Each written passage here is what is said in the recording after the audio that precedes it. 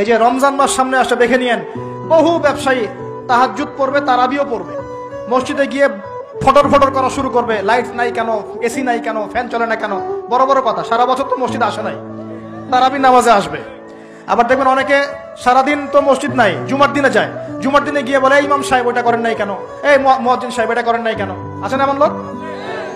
এই শ্রেণী মানুষ আছে দেখবেন, এরাই ফটর ফটর বেশি করে রমজান মাসে।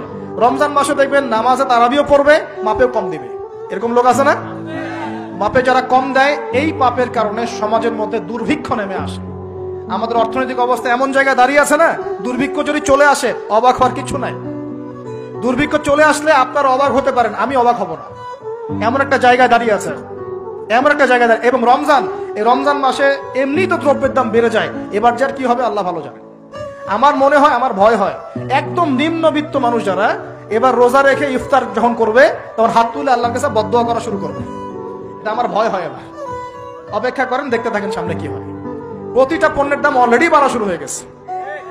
কিছু কিছু বৈশ্বিক কারণ আছে, এগুলোর কারণে যেমন বাড়ছে, আবার কিছু কিছু আমাদের নিজস্ব মানবসৃষ্ট কারণ আছে, এই কারণেও বাড়ছে। মানবসৃষ্ট কারণগুলো বুঝতে হলে আপনাকে বেসিক কিছু অর্থনীতি বুঝতে হবে। এটা পড়াশোনা করেন, দেখবেন আমি গত লেকচারে বলেছিলাম। আল্লাহ রাব্বুল আলামিন আমাদের সবাইকে হালাল খাওয়ার তৌফিক দান করুন।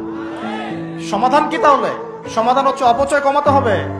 5টা খেজুরে ইফতার হয়ে গেলে 6 নম্বর খেজুর দান করে দেন, 6 নম্বর খেজুর দান করে দেন, সদকাগুলো বেশি বেশি বাড়িয়ে দেন।